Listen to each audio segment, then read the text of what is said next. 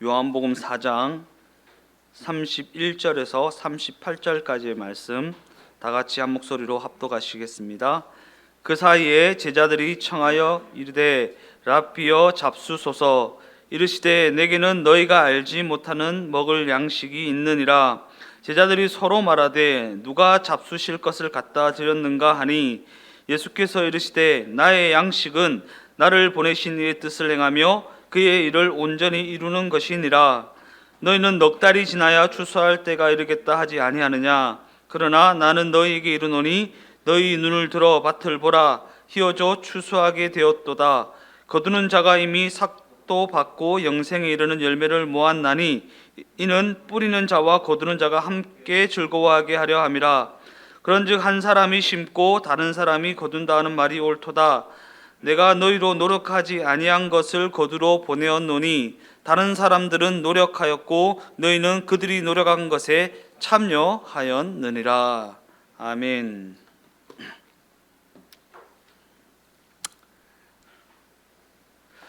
오늘 전에 읽으신 본문의 말씀을 가지고 우리를 찾아오시는 예수님의 정성, 우리를 찾아오시는 예수님의 정성, 이러한 제목을 가지고 함께 은혜를 나누어 보고자 합니다. 예루살렘을 떠나서 갈릴리를 향해 가시던 예수님은 사마리아 수가라는 동네에 이르십니다. 거기서 피곤하셔서 한 우물 곁에 앉으셨는데 때마침 한 여인이 물을 기르러 왔다가 예수님을 만나 대화를 나누게 됩니다. 그러던 사이에 먹을 것을 구하러 갔던 제자들이 돌아옵니다.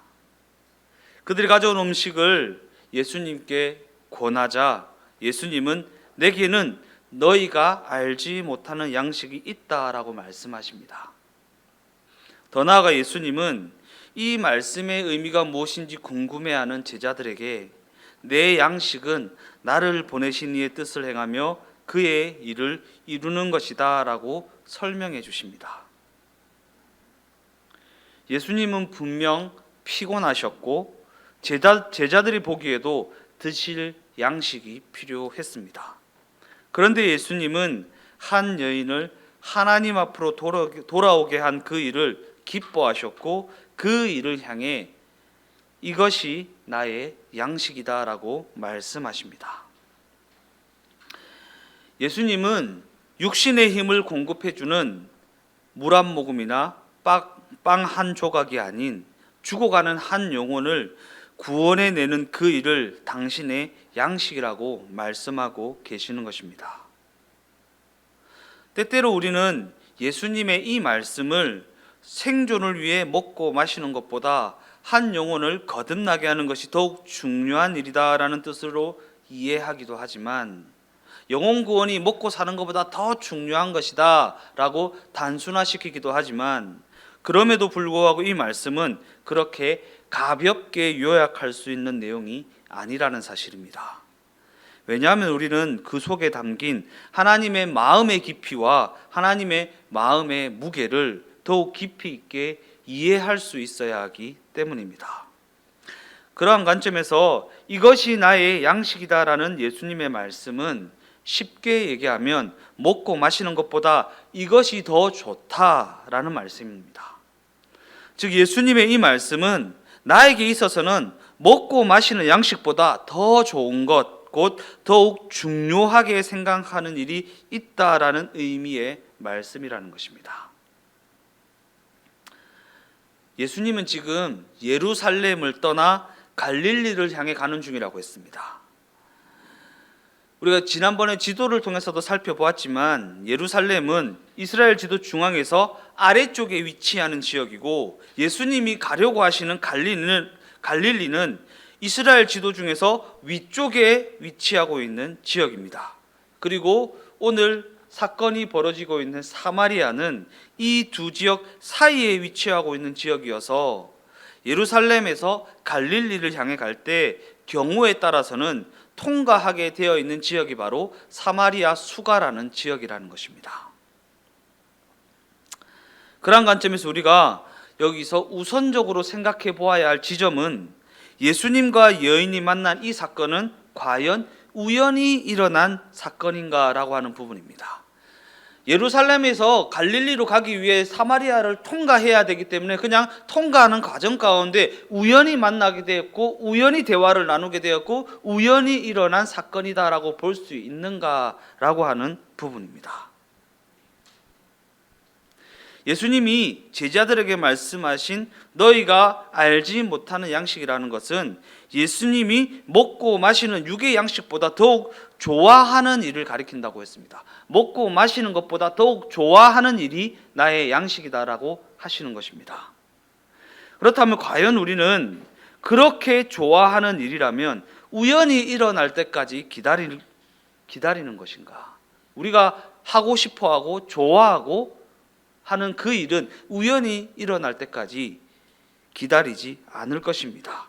좋아하는 그 일은 집념을 가지고 계획을 하고 의도적으로 성취해 나가는 법이기 때문에 내가 좋아하는 일, 갖고 싶은 것 가지려고 할 때 그죠? 집념을 가지고 그것을 사기 위해 계획하고 의도적으로 그것을 사 나가지 않습니까? 그러한 관점에서 이 사건을 우리말로 번역된 성경으로 접하다 보면 예수님이 갈릴리를 향해 가시다가 잠시 피곤하셔서 잠시 쉬시는 가운데 우연히 일어난 사건으로 오해하기 쉽습니다. 그러나 이 사건은 그렇게 우연히 일어난 사건이 아니라 예수님이 계획적으로 의도하신 일, 곧 의지를 가지고 행하신 일이라는 사실입니다. 예수님이 행하신 이 사건이 우연인지 아니면 어떠한 뜻과 목적을 가지고 이루신 일인지 조금 더 자세히 추적해 보도록 하겠습니다. 요한복음 4장 3절에서 4절까지의 말씀입니다. 유대를 떠나사 다시 갈릴리로 가실새 사마리아를 통과하여야 하겠는지라. 사마리아를 통과하여야 하겠는지라라는 이 구절을 우리말로 번역된 개역 개정 성경으로 보면 갈릴리를 향해 가기 위해서는 지리적 조건 때문에 사마리아를 길목으로 삼아야만 했다라는 것으로 오해하기 쉽습니다. 그러나 이 구절을 헬라어를 직역한 영어 성경으로 보면 영어를 좀 제가 잘 못하거든요. 감안을 하고 들으시고 It was necessary for him to pass through Samaria. 잘 모르겠죠. 저도 잘 모르겠습니다. 이렇게 돼 있는데 It was necessary 하면 그것이 필요했다. for him 그에게 그것이 필요했다. 무엇이 pass through Samaria. 사마리아를 통과하는 것이 그에게는 필요했다라는 번역입니다. 이것을 다시 우리말로 번역하면 사마리아를 통과하는 것은 그분에게 필요한 일이었다라는 문장이 됩니다. 이러한 번역을 염두에 두고 예수님이 우물가에 앉으신 사건을 한번 떠올려 보도록 하겠습니다. 요한복음 4장 6절 말씀입니다. 거기 또 야곱의 우물이 있더라. 예수께서 길 가시다가 피곤하여 우물 곁에 그대로 앉으시니 때가 6시쯤 되었더라. 이는 사마리아 땅 수가에 이르신 예수님이 피곤하셔서 우물 곁에 앉으셨다라는 보도입니다. 이 구절은 별 내용이 아닌 것 같지만 이어지는 본문의 내용과 연결해서 읽어보면 그 깊은 뜻이 함축되어 있다는 것을 우리가 알 수 있습니다. 4장 38절 말씀입니다. 내가 너희로 노력하지 아니한 것을 거두러 보내었노니 다른 사람들은 노력하였고 너희는 그들이 노력한 것에 참여하였느니라. 노력이라는 단어가 여러 번 등장하고 있습니다. 즉 예수님께서 수가 우물가에 이르신 이 일이 예수님의 노력의 결과였다라는 것입니다. 왜냐하면 여기서 노력하였고 라는 단어를 원어로 보면 본문 6절에 등장하는 피곤하여 라는 단어와 같은 단어를 쓰고 있기 때문입니다. 그래서 6절 말씀에 피곤하여 대신 노력하여를 넣어도 됩니다. 예수께서 길 가시다가 노력하여서 우물 곁에 그대로 앉으시니 때가 6시쯤 되었다. 이래도 똑같은 말입니다. 우리 번역이 그냥 문장의 어떠한 유연함을 위해서 이렇게 번역한 것인데, 원어적으로 보면 예수께서 길 가시다가 노력하여서 우물 곁에 그들을 앉으시니 6시쯤 되었더라라는 말과 같은 말입니다. 더 나아가 이 단어의 원래적 의미는 전투를 치르고 난 후에 피곤한 상태를 나타내는 것으로, 이는 치열한 전투를 치름으로 매우 지치고 지친 상태를 나타낼 때 사용하는 단어입니다. 이러한 의미를 염두에 두고 다시 6절 말씀으로 돌아가 보면, 예수님이 사마리아 여인과 만난 이 사건은 그저 우연히 일어난 사건이 아니라는 것입니다. 왜냐하면 이는 예수님이 의도하셔서 힘쓰고 애쓰는 노력을 통해 이루신 일이기 때문입니다. 우물가에 앉아서 여인을 만난 이 사건은 예수님께서 힘쓰고 애써서 노력하여 얻어낸 결과라는 것입니다. 과연 어떠한 과정을 통과해 오셨는지는 분명히 기록되어 있지 않지만, 성경의 증언에 따르면 예수님께서는 힘쓰고 애쓰는 노력을 통해 그 자리까지 도달했다는 것이고, 예수님께서 그 우물가에 도달하시자 약속이라도 한 것처럼 한 여인이 물동이를 들고 나타나더라라는 것입니다. 즉, 성경의 증언에 따르면 예수님이 기진맥진할 정도로 힘쓰고 애써서 그곳에 도달한 것은 이 여인을 만나기 위함이었다는 것이고, 요한복음 4장은 이러한 정황 속에서 이루어진 이 사건을 보도하고 있다라는 것입니다. 우리는 이 사건을 통해 하나님이 한 인간을 찾아와 구원을 이루어 나가실 때 얼마나 열심을 다하여 일하시는지를 보게 된다라는 것입니다. 성경에는 예수님이 갈릴리를 향해 가시던 중에 사마리아 수가라는 동네에 머무른 것이 그저 쉬시기 위함이 아니라 반드시 이루셔야만 했던 일을 이루시기 위해 애써 찾으셨다라는 또 다른 증거를 제시하고 있습니다. 오늘 본문 34절 말씀입니다. 예수께서 이르시되 나의 양식은 나를 보내신 이의 뜻을 행하며 그의 일을 온전히 이루는 이것이니라. 제자들의 눈에는 예수님이 갈릴리를 향해 가시던 중에 사마리아 수가 우물가를 찾으신 것이 그저 지치셔서 그저 쉬시기 위함으로만 보였습니다. 그러나 예수님께서는 당신이 수가 우물가를 찾으신 것이 죄의 종으로 살아가던 한 인생을 건지시기를 원하시는 하나님의 뜻을 행하고 그 뜻을 이루기 위함이라고 말씀하고 계시다라는 것입니다. 그런 관점에서 예수님의 피곤하심은 승리해야만 하는 처절한 전투에 임하시는 예수님의 집념의 표현이라고 할 수 있습니다. 그저 몸이 지치신 것이 아니다라는 부분을 염두에 두어야 한다라는 것입니다. 왜냐하면 예수님께서는 몸소 여기까지 와주셨기 때문이고 마침내 그 여인을 만나주셨기 때문입니다. 물론 여인과의 대화를 이어나가면서 본격적인 영적인 싸움이 시작되지만, 여기서 우리가 우선적으로 기억해야 할 것은 예수님이 이 싸움을 싸우기 위해 여인을 찾으신 그 직전까지의 과정 중에도 굉장히 어려운 싸움을 싸우셨다라는 사실을 우리가 기억해야 한다라는 것입니다. 여인을 찾으신 그 직전까지의 과정 중에도 굉장히 어려운 싸움을 싸우셨다. 그러나 이 어려움은 다만 행로가 길고 여정이 고되기 때문이 아니라 이 일이 영적인 일이기 때문에 다가오는 어려움이라는 것입니다. 우리 주변에 우리가 삶을 살아가다 보면 영적인 일들을 막닥뜨리게 되는데, 영적인 일을 해나가다 보면 그냥 육체적인 고됨뿐만 아니라 영적인 싸움을 싸우게 되고 그 영적인 싸움이 어마어마하게 우리에게 피로감을 가지게 한다라는 사실, 그리고 성경이 증언하는 예수님이 피곤하셔서 우물가에 앉으셨다라는 이 증언은 그저 행로가 길고 여정이 길기 때문에 그 힘듦을 피곤하셨다라고 표현하고 있는 것이 아니라 그러한 영적인 싸움을 싸워 오셨기 때문에 가지게 되는 그 피로함을 증언하고 있다라는 것입니다.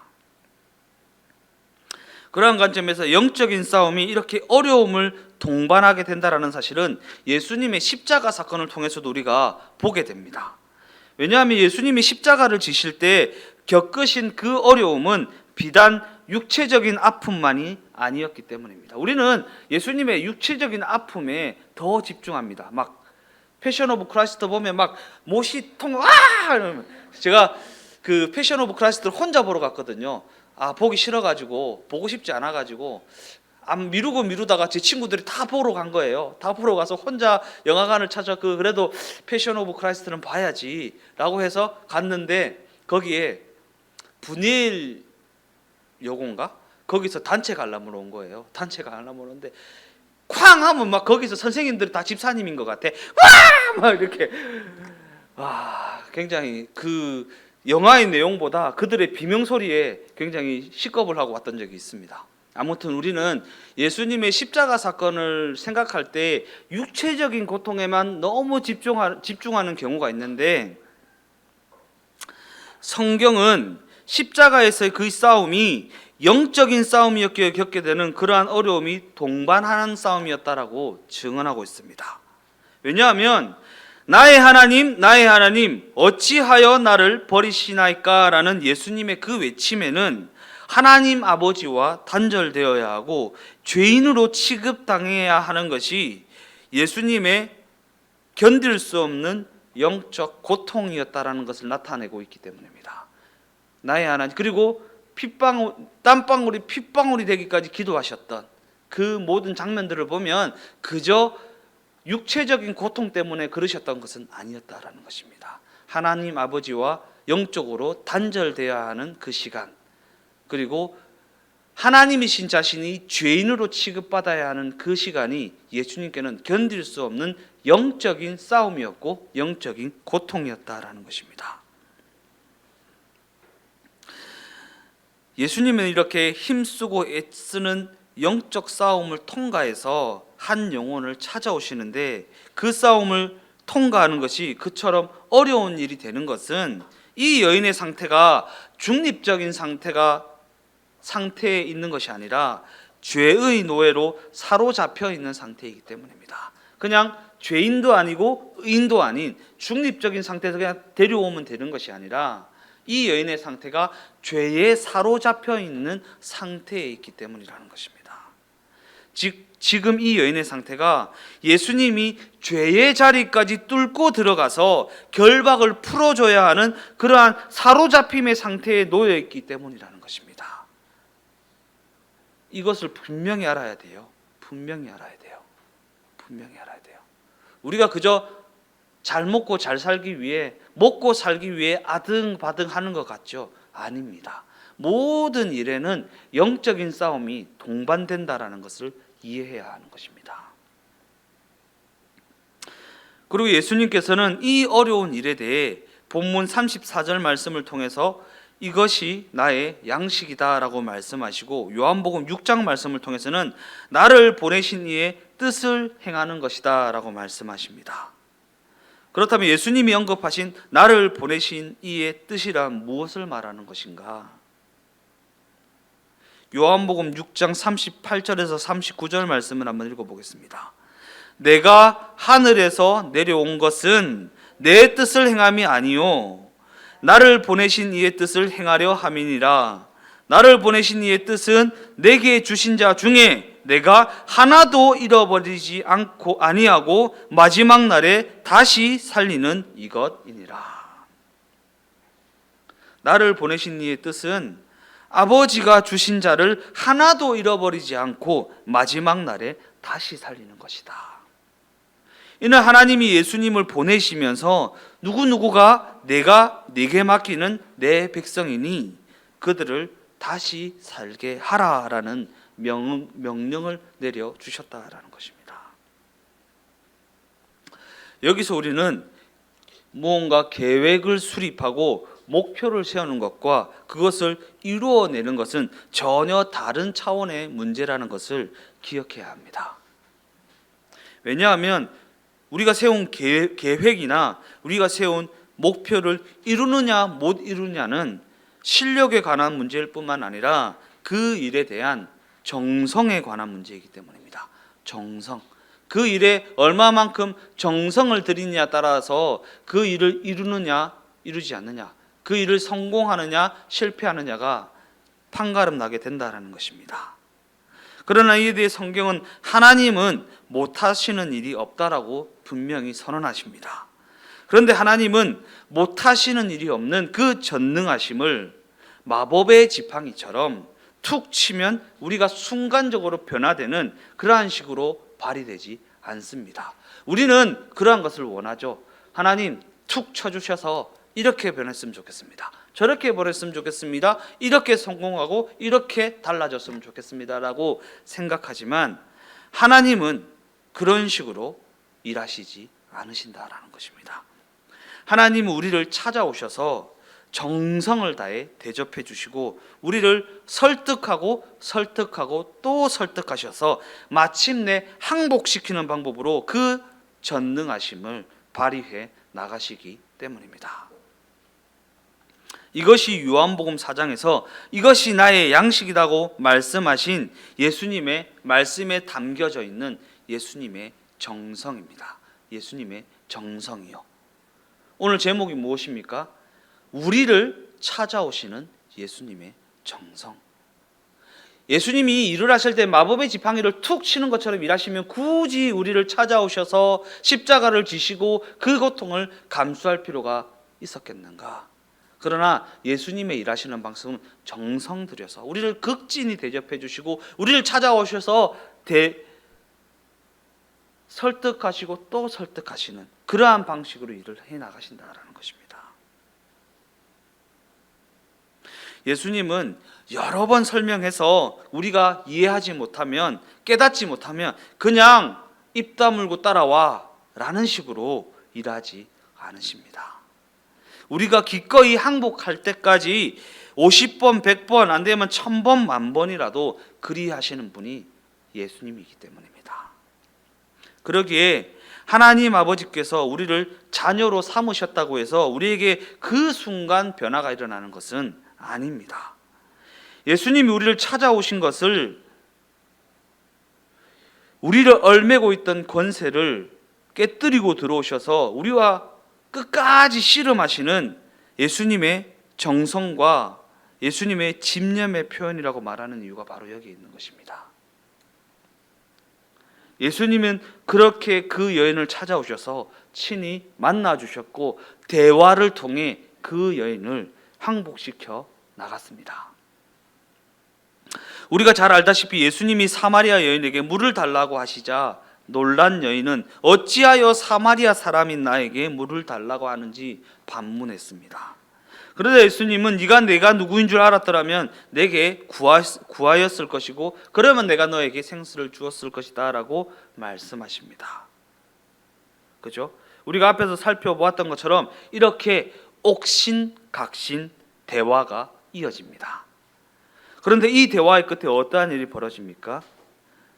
요한복음 4장 28절 29절 말씀을 보면 여자가 물동이를 버려두고 동네로 들어가서 사람들에게 이르되 내가 행한 모든 일을 내게 말한 사람을 와서 보라 이는 그리스도가 아니냐 하니. 여기서 이 여인이 물동이를 내버린 것은 물을 달라고 하시던 예수님이 오히려 생수를 주겠다고 말씀하셨기 때문입니다. 그런데 이 말을 처음 들었을 때의 여인의 반응은 이 우물은 깊고 바가지 하나 없으면서 어떻게 나에게 물을 주려고 하십니까? 라는 반문이었습니다. 이에 대해 예수님은 우물에서 물을 마시는 자는 다시 목마를 것이나 내가 주는 물을 먹는 자는 영원히 목마르지 아니할 것이다 라는 답변을 해주심으로 그 여인에게 대화를 이어 나가십니다. 옥신각신 그렇게요. 그냥 입 다물고 따라와 라고 해도 되시는데 끝까지 대화를 이어 나가면서 그 여인을 존중해 주십니다. 이에 이 여인이 물동이를 내버리고 내게 그 물을 주사 다시는 물 기르러 오지 않아도 되게 해 주소서라고 간청하게 됩니다. 이 여인이 간청하게 된 것은 결국에는 이 여인이 예수님과의 대화를 통해 옥신각신하는 그 대화를 통해 예수님 앞에 항복하게 되었기 때문입니다. 그래서 이 일이 예수님의 정성으로 말미암았다라고 얘기하는 것입니다. 얼마나 예수님께서 정성 들여서 이 여인을 대해 주셨는지 이 대화를 통해 우리가 알 수 있는 것입니다. 예수님이 이 여인을 붙잡고 힘쓰고 애써서 마침내 항복을 받아내는 이 장면 말입니다. 이처럼 예수님께서는 정성 들여 그 자리까지 친히 찾아가셔서 정성 들여 그 여인에게 항복을 받아내십니다. 이는 이 일이 바로 예수님의 일, 곧 예수님의 양식이기 때문입니다. 먹고 마시는 것보다 더 소중하게 여기는 일, 정성 들여서 갖고야 말겠다, 해내고야 말겠다, 경험하고야 말겠다라고 했던 것처럼 예수님이 정성 들여 하신 일이기 때문입니다. 예수님은 이러한 일을 먹고 마시는 일보다 더욱 좋다 여기시기 때문에 그 일에 정성을 쏟으시는 것입니다. 그리고 성경은 예수님이 이 일을 위해 오셨다고 증언하고 있는 것입니다. 본래 우리 인간은 다른 사람의 말을 듣지 않는 존재입니다. 그죠? 듣지 않습니다. 나이가 많으나 나이가 어리나 다른 사람의 말을 듣지 않습니다. 때려도 듣지 않고 협박해도 듣지 않습니다. 왜 그렇습니까? 우리 인간은 논쟁으로 항복하는 존재가 아니기 때문입니다. 논쟁에서 이기면 어떻게 됩니까? 상대방은 증오심을 품게 됩니다. 논쟁에서 지면 어떻게 됩니까? 스스로가 열등감에 빠지게 됩니다. 때때로 우리는 서로 대화하면 다 해결된다고 그렇게 너무나도 쉽게 생각하지만 문제는 그렇게 해결되지 않는 경우가 더욱 많이 있습니다. 대화를 해나가면 해나갈수록 더욱 일이 꼬이게 되고 문제가 커지는 경우가 더 많이 있습니다. 그러한 관점에서 성경은 우리 인간이 하나님을 만나지 않는 한 변화될 방법은 없다라고 단언하고 있습니다. 그래서 예수님께서 친히 우리를 찾아오셔서 만나 주시는 것입니다. 그렇게 하나님을 만나지 않고도 그냥저냥 살아가는 사람들은 그저 체념하고 살아가는 것입니다. 인간에 대해서도 인생에 대해서도 딱히 어찌할 바가 없어 그저 그냥 감수하며 살아갈 뿐이라는 것입니다.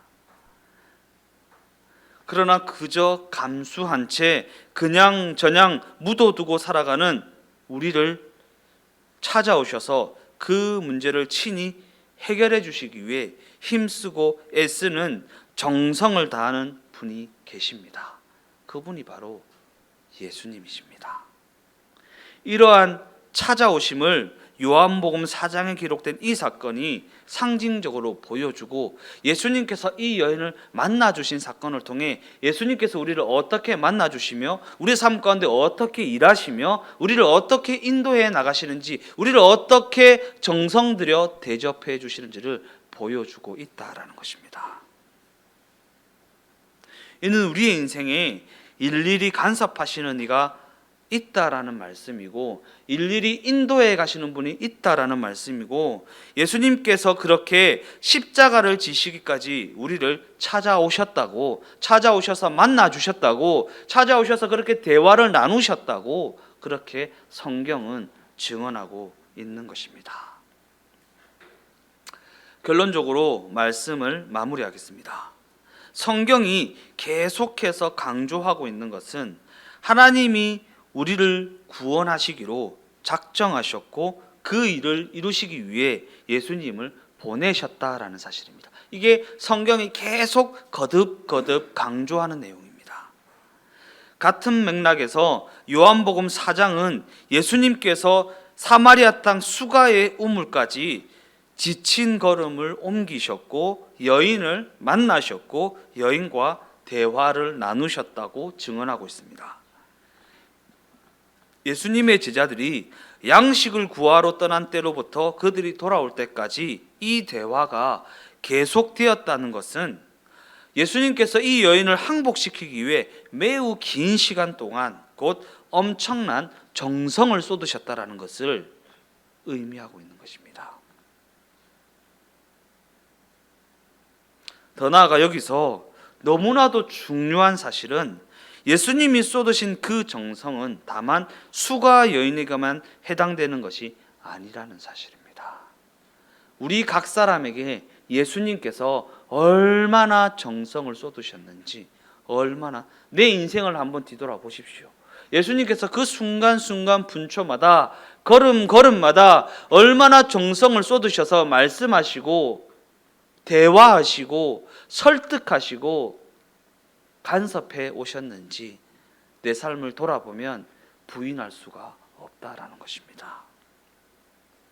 그러기에 우리가 예수님께서 우리를 찾아오시기 위해 곧 우리를 구원하시기 위해 어떠한 아픔을 통과하셨는지 생각하지 못한다면 우리가 누리는 이 구원이 얼마나 감격스러운 것인지 전혀 알지 못하고 있다고 할 수 있는 것입니다. 그러므로 이 시간 우리 모두가 우리의 현실 가운데 친히 찾아오셔서 우리와 씨름하심으로 말미암아 하나님의 뜻을 이루어 가시는 예수님의 정성이라는 예수님의 사랑의 발걸음, 예수님의 찾아오심이라는 그 정성을 깊이 있게 알게 되시기를 예수님의 이름으로 축원드립니다.